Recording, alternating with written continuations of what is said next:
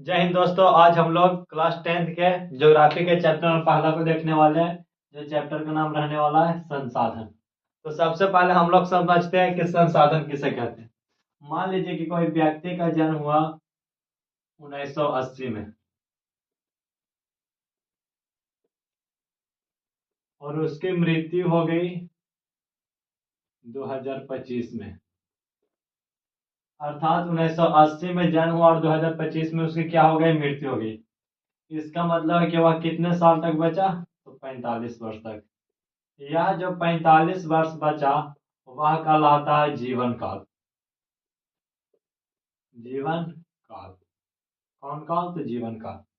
और इस जीवन काल में वह व्यक्ति जितना भी वस्तु का उपयोग किया होगा, जितना ही वस्तु का क्या किया होगा, तो उपयोग, वह सभी के सभी क्या कहलाता है, संसाधन कहलाता है। अर्थात मानव जीवन काल में, मानव जीवन काल में, मानव जीवन काल में, मानव जीवन काल में उपयोग में आने वाली सभी वस्तुएं क्या कहलाती है, तो संसाधन कहलाती है। मानव जीवन काल में उपयोग में आने वाली सभी वस्तुएं क्या कहलाती है, तो संसाधन कहलाती है। मानव जीवन काल में उपयोग में आने वाली सभी वस्तुएं क्या कहलाती है, तो संसाधन कहलाती है। यह संसाधन दो प्रकार के होते हैं। संसाधन कितने प्रकार के होते हैं, तो दो प्रकार के। एक होता है प्राकृतिक संसाधन और एक होता है मानवीय संसाधन।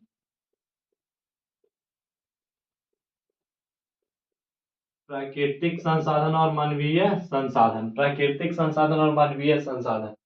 तो समझते हैं कि प्राकृतिक संसाधन किसे कहते हैं। अर्थात भगवान द्वारा जितना भी वस्तुएं बनाए हुए सभी के सभी कौन संसाधन है, तो प्राकृतिक संसाधन। अर्थात प्राकृतिक द्वारा बनाए गए संसाधन को कौन सा संसाधन कहते हैं, तो प्राकृतिक संसाधन। प्राकृतिक द्वारा बनाए गए संसाधन को कौन सा संसाधन कहते हैं, तो प्राकृतिक संसाधन। और मानव द्वारा बनाए गए संसाधन को कौन सा संसाधन कहते हैं, तो मानवीय संसाधन। प्राकृतिक संसाधन किसके द्वारा बनेगा, तो प्रकृति के द्वारा, प्रकृति द्वारा बनाए गए। मानवीय संसाधन में मानव द्वारा बनाए गए।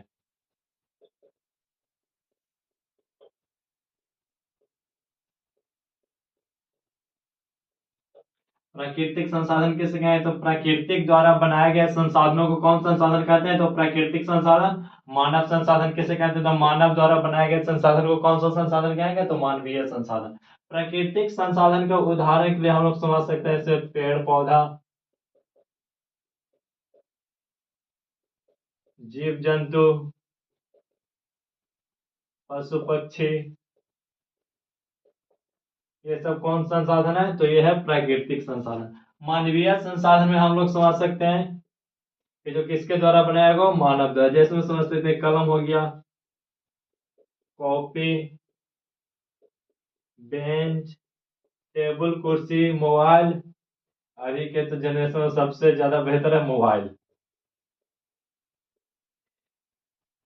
अर्थात मानव द्वारा बनाए गए संसाधनों को कौन सा, मानवीय संसाधन। जैसे में कलम, कॉपी, बेंच, मोबाइल, कलम, कपड़ा, ये सब कौन सा संसाधन है, तो मानवीय संसाधन। और जो संसाधन प्रकृति के द्वारा बनाए गए उसे कौन सा, प्राकृतिक संसाधन। संसाधन किसे कहते हैं, तो मानव जीवन काल में उपयोग में आने वाली सभी वस्तुएं क्या कहलाती है, तो संसाधन कहलाती है। मानव जीवन काल में उपयोग में आने वाली सभी वस्तुएं क्या कहलाती है, तो संसाधन कहलाती है। संसाधन कितने प्रकार के होते हैं, तो दो प्रकार के। कितने प्रकार के, दो प्रकार के। प्राकृतिक संसाधन और मानवीय संसाधन, प्राकृतिक संसाधन और मानवीय संसाधन। प्राकृतिक द्वारा बनाए गए संसाधन को प्राकृतिक संसाधन कहते हैं तथा मानव द्वारा बनाए गए संसाधन को मानवीय संसाधन कहते हैं। प्राकृतिक के लिए उदाहरण भी आ सकते हैं पेड़ पौधा, जीव जंतु और पशु पक्षी। मानव द्वारा जितना ही मानव द्वारा बना हुआ सब सब क्या हो जाएगा, तो मानवीय संसाधन। जैसे में कलम, कॉपी, बेंच, ये सब क्या हो जाएगा, तो मानवीय संसाधन। हम लोग आगे देखते हैं।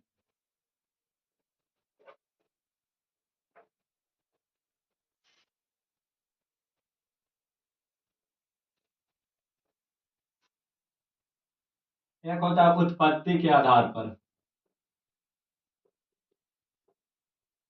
उत्पत्ति के आधार पर।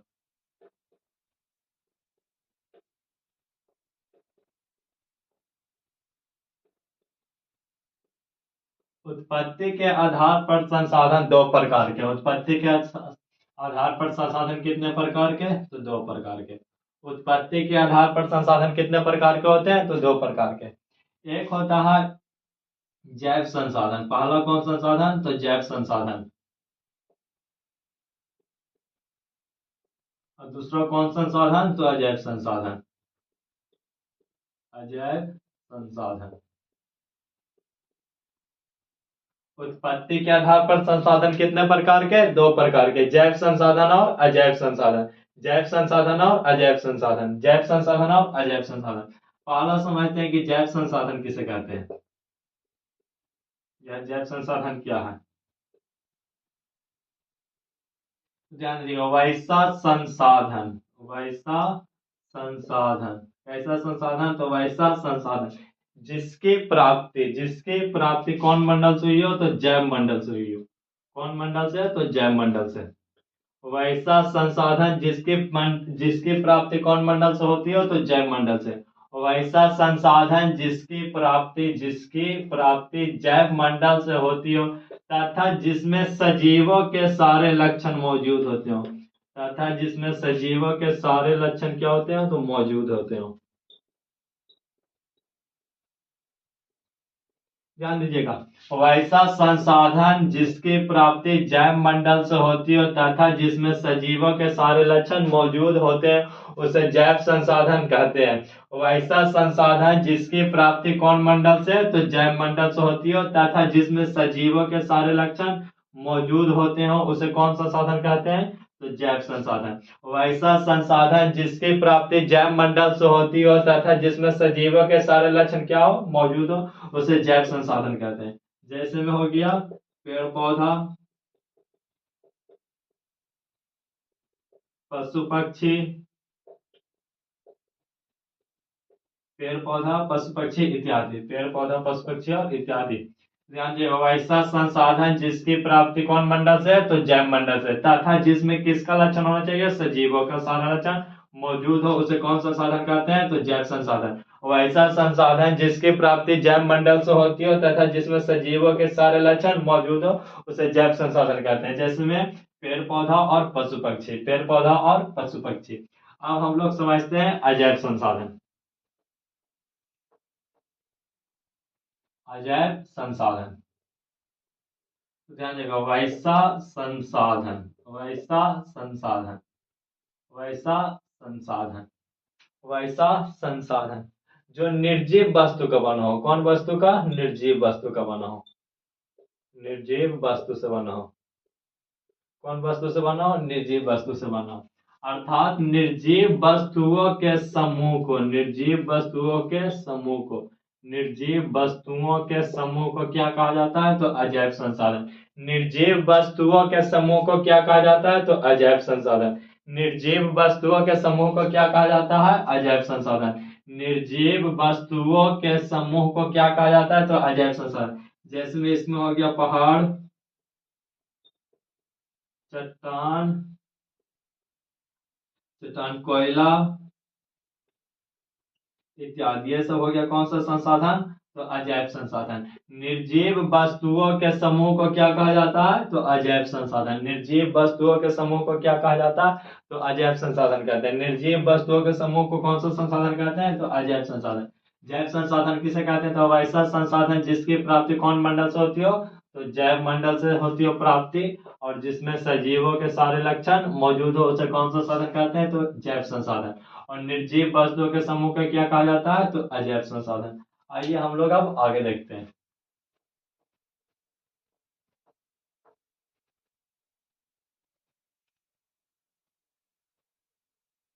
आगे हम लोग देखते हैं उपयोगिता के आधार पर। किसके आधार पर? तो उपयोगिता के आधार पर। उपयोगिता के आधार पर भी संसाधन कितने प्रकार के होते हैं? तो दो प्रकार के। उपयोगिता के आधार पर संसाधन कितने प्रकार के होते हैं? तो दो प्रकार के। उपयोगिता के आधार पर भी संसाधन कितने प्रकार के हैं? दो प्रकार के। पहला होता है नवीकरणीय संसाधन। नवीकरणीय संसाधन।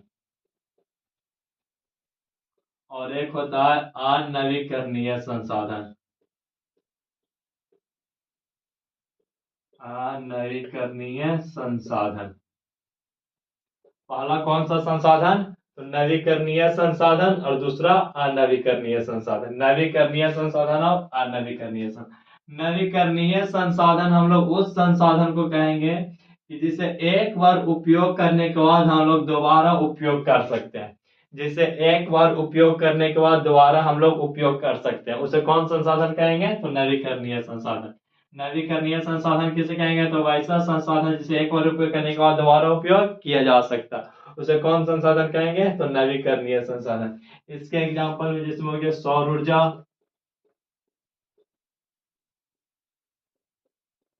पवन ऊर्जा, भूतापीय ऊर्जा इत्यादि।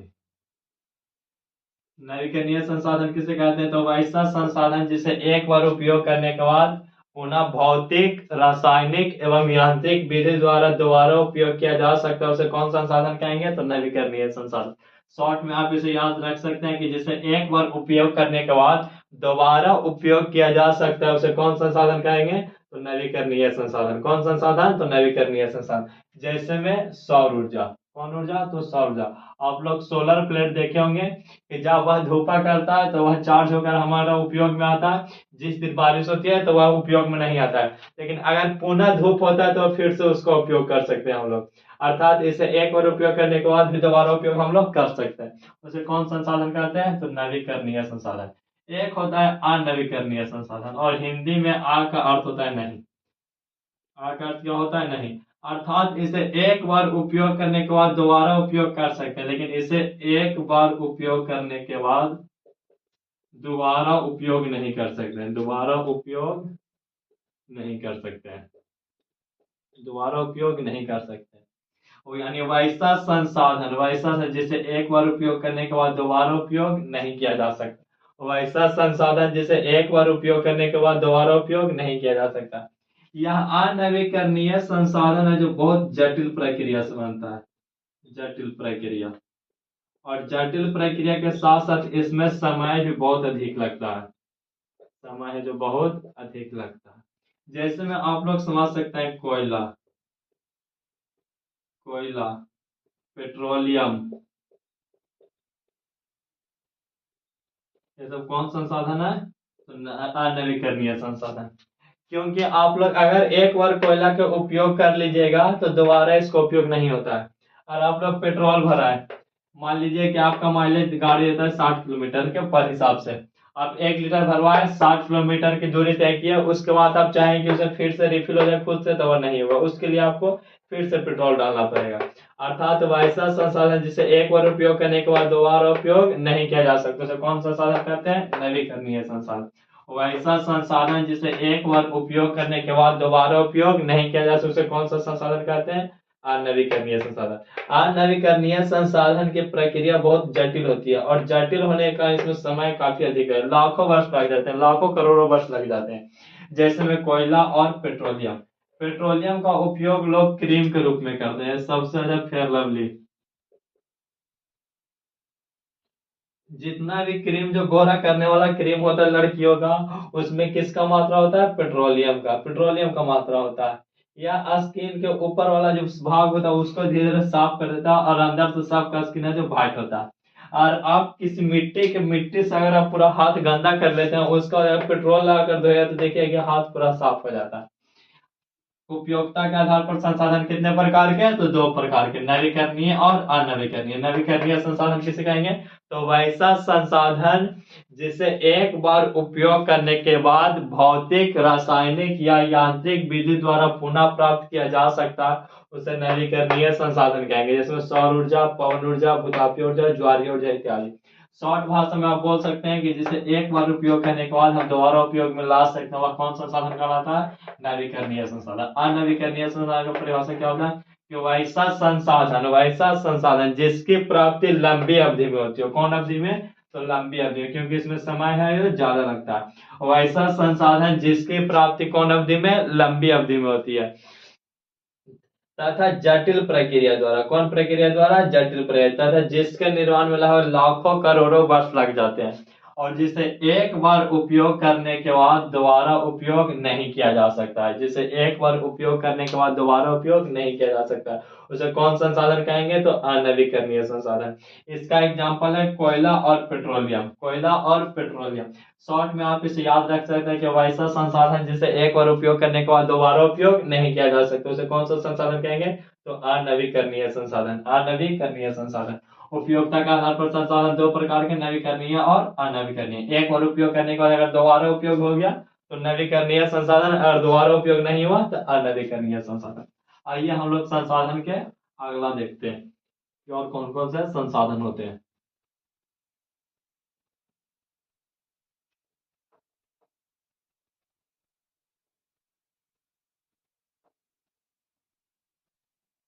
एक होता है स्वामित्व के आधार पर।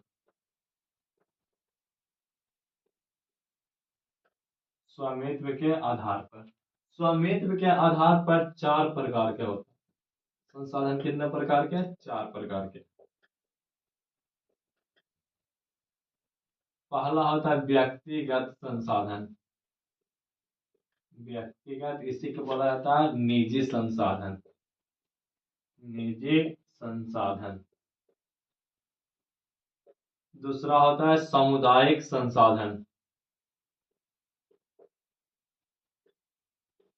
सामुदायिक संसाधन। तीसरा होता है राष्ट्रीय संसाधन। राष्ट्रीय संसाधन। और चौथा होता है अंतरराष्ट्रीय संसाधन।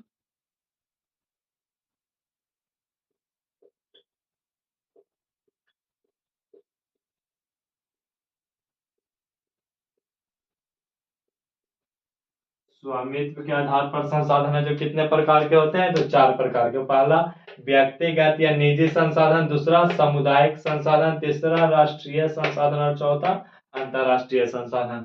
स्वामित्व के आधार पर है जो संसाधन कितने प्रकार के होते हैं? तो चार प्रकार के। पहला व्यक्तिगत या निजी संसाधन, दूसरा सामुदायिक संसाधन, तीसरा राष्ट्रीय संसाधन और चौथा अंतरराष्ट्रीय संसाधन। स्वामित्व के आधार पर संसाधन कितने प्रकार के? तो चार प्रकार के। व्यक्तिगत या निजी संसाधन, सामुदायिक संसाधन, राष्ट्रीय संसाधन, अंतरराष्ट्रीय संसाधन। अब हम लोग समझते हैं कि व्यक्तिगत संसाधन किसे कहा जाता है। व्यक्तिगत संसाधन, तो इसका एग्जाम्पल से हम लोग समझते हैं कि जैसे मान लीजिए आपके पास अपना जमीन है, तो उस पर सिर्फ और सिर्फ आपका अधिकार है और किसी का अधिकार नहीं है, अर्थात निजी व्यक्ति का अधिकार है, एक व्यक्ति का अधिकार है। उस संसाधन का हम लोग कौन सा संसाधन कहेंगे? तो व्यक्तिगत संसाधन। इसका परिभाषा होता है सबसे सरल कि वैसा संसाधन जिस पर किसी एक व्यक्ति अर्थात किसी खास व्यक्ति का अधिकार हो। वैसा संसाधन जिस पर किसी खास व्यक्ति का अधिकार हो तथा जिसके लिए वह सरकार को लगान भी देता हो, तथा जिसके लिए वह सरकार को टैक्स अर्थात लगान भी चुकाता हो, उसे कौन सा संसाधन कहेंगे? तो व्यक्तिगत संसाधन। व्यक्तिगत संसाधन अर्थात जो हमारा पर्सनल है वह क्या है? व्यक्तिगत संसाधन। जो हमारा पर्सनल संसाधन है वह क्या संसाधन है? व्यक्तिगत या निजी संसाधन। इसके एग्जाम्पल सबसे बेस्ट हमारे जैसे हो गए जमीन, अपना रुपया या पैसा, ये सब कौन सा हो गया? सोना चांदी पर्सनल है जो क्या सा हो गया? तो व्यक्तिगत संसाधन। कौन सा संसाधन? व्यक्तिगत संसाधन। वैसा संसाधन जिस पर किसी खास व्यक्ति का अधिकार हो तथा जिसके लिए वह सरकार को क्या देता हो? तो लगान भी चुकाता हो अर्थात टैक्स भी देता हो, उसे कौन सा संसाधन कहते हैं? व्यक्तिगत संसाधन। वैसा संसाधन जिस पर किसी खास व्यक्ति का अधिकार हो तथा जिसके लिए वह सरकार को लगान भी चुकाता हो, उसे कौन सा संसाधन कहते हैं? व्यक्तिगत संसाधन। दूसरा होता है सामुदायिक संसाधन। सामुदायिक संसाधन कौन सा संसाधन? तो सामुदायिक संसाधन। इसके नाम से ही पता चले कि इसमें पूरा समुदाय का बोध होगा। किसका बोध होगा? समुदाय का। आप लोग ग्रामीण क्षेत्रों में सामुदायिक भवन जरूर देखे होंगे। उस सामुदायिक भवन पर जो गांव में रहता है उस पूरा गांव का अधिकार होता है। वही होता है सामुदायिक संसाधन। कौन सा संसाधन? तो सामुदायिक संसाधन। अर्थात वैसा संसाधन जिस पर पूरे समूह का अधिकार हो, जिस पर पूरे समूह, समुदाय का पूरे समूह का अधिकार हो, उसे कौन सा संसाधन कहेंगे? सामुदायिक संसाधन। और इसका उपयोग हमेशा अच्छे कामों के लिए किया। ऐसा नहीं है कि हम लोग चोरी करके लाए और वहां पर इसका माल छुपा देंगे, इसके लिए इसका उपयोग नहीं होता। इसका काम हमेशा अच्छे काम के लिए होता है, इसका उपयोग हमेशा अच्छे काम के लिए होता है। जैसे गाँव में कोई शादी ब्याह करते हैं तो यहाँ पर ठहराया जाता है बराती लोगों को, जब कुछ काम खिलाया पिलाया जाता है। तो ध्यान रखिएगा, वैसा संसाधन जिस पर समुदाय के पूरे मतलब पूरे समूह का अधिकार होता है, जिसका उपयोग समूह के लिए सुलभ होता है, जिसका उपयोग समूह के लिए सुलभ होता है। वैसा संसाधन जिस पर समुदाय के पूरे समूह का अधिकार होता है तथा जिसका उपयोग समूह के लिए सुलभ होता है, उसे सामुदायिक संसाधन कहा जाता है। वैसा संसाधन जिस पर समुदाय के पूरे समूह का अधिकार होता है तथा जिसका उपयोग समूह के लिए सुलभ होता है, उसे सामुदायिक संसाधन कहते हैं। जैसे में अगर सामुदायिक भवन, सामुदायिक भवन, सामुदायिक भवन, सामुदायिक बगीचा, सामुदायिक कुआं, शमशान, ये सब कौन सा संसाधन हो गया? तो सामुदायिक संसाधन। क्योंकि सामुदायिक कुआं पर ऐसा नहीं, सामुदायिक कुआं हो गया, सामुदायिक बगीचा, सामुदायिक भवन। अगर मान लीजिए कि सामुदायिक कुआं है तो क्या आप उसे पर्सनल मान सकते हैं? बिल्कुल नहीं। वहां पर सभी लोग पानी भरेंगे, क्यों? क्योंकि वह समूह के सभी लोगों के लिए, और उसका उपयोग हमेशा अच्छे काम के लिए होता है। तीसरा होता है राष्ट्रीय संसाधन, राष्ट्रीय संसाधन, राष्ट्रीय संसाधन। देश के अंतर्गत जितना भी संसाधन आता है सब किसके, कौन सा संसाधन? राष्ट्रीय संसाधन। कौन सा साधन? तो राष्ट्रीय संसाधन। अर्थात देश के अंदर मौजूद संसाधन को हम लोग कौन सा संसाधन कहते हैं? राष्ट्रीय संसाधन। जिस पर राष्ट्र का अधिकार हो, किसका अधिकार हो? राष्ट्र का। किसका अधिकार हो? राष्ट्र का। वैसा देश के अंदर मौजूद संसाधन को कौन सा संसाधन कहते हैं? राष्ट्रीय संसाधन। देश के अंदर मौजूद संसाधन को कौन सा संसाधन कहते हैं? राष्ट्रीय संसाधन। देश के अंदर मौजूद संसाधन को कौन सा संसाधन कहते हैं? राष्ट्रीय संसाधन। राष्ट्रीय संसाधन पर अधिकार किसका होता है? तो राष्ट्र अर्थात देश का अधिकार होता है। किसका अधिकार होता है? देश का। जैसे में आप लोग समझिए, इसमें रेलवे, रेलवे पर किसका अधिकार है? तो भारत सरकार का। डाकघर, ये सब पर किसका अधिकार है? तो भारत सरकार का। इसके अलावा बहुत सारा हो सकता है, जैसे सरकारी हॉस्पिटल हो गया, सरकारी स्कूल, ये सब पर किसका अधिकार होता है? तो राष्ट्र का अधिकार होता है।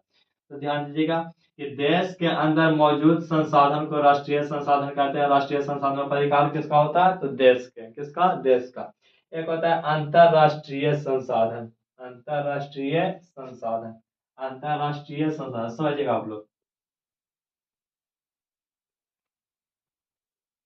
यहाँ पर महाराष्ट्र है और यहाँ पर पूरा देश है, इधर पूरा का पूरा क्या है? तो महासागर है, अर्थात क्या है? समुद्र, महासागर या समुद्र।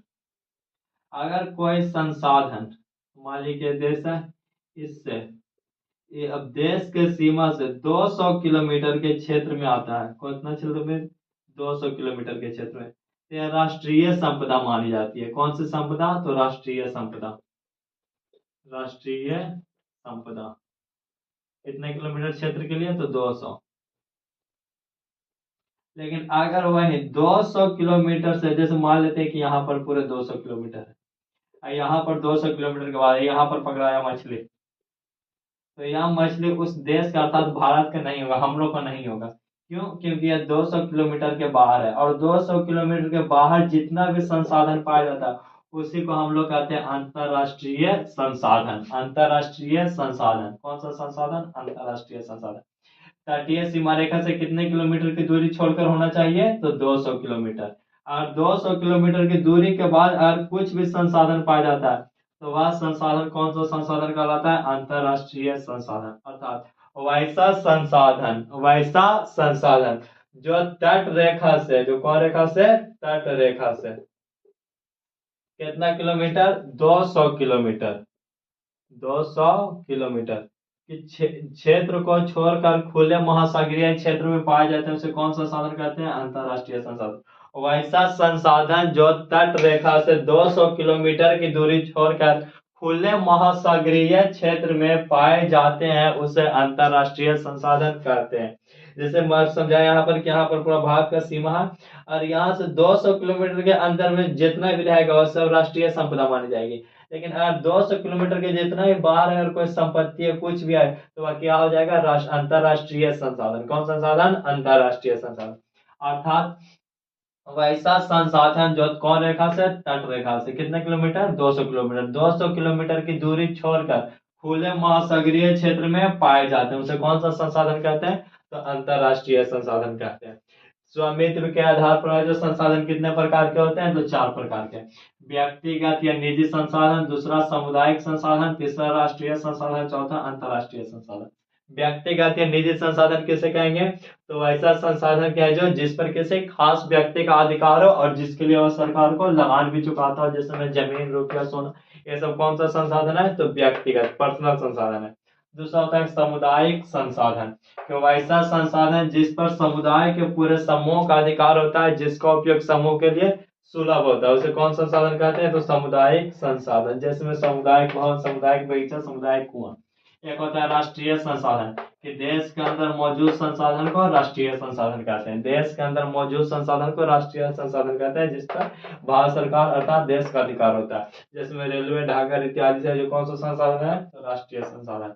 एक होता है अंतरराष्ट्रीय संसाधन, कि वैसा संसाधन तो तट रेखा से 200 किलोमीटर की दूरी छोड़कर खुले महासागरीय क्षेत्र में पाए जाते हैं, उसे अंतरराष्ट्रीय संसाधन कहते हैं। तो दोस्तों आज का हमारा वीडियो यहीं पर है जो समाप्त होता है। संसाधन का है जो जितना भी टॉपिक था वो हमने समझा दिया। मिलते हैं नेक्स्ट वीडियो में, तब तक के लिए जय हिंद, जय हिंद और जय भारत। यह वीडियो अगर आप लोगों को अच्छा लगा तो वीडियो को लाइक करके चैनल को सब्सक्राइब कर ले। मिलते हैं नेक्स्ट वीडियो में।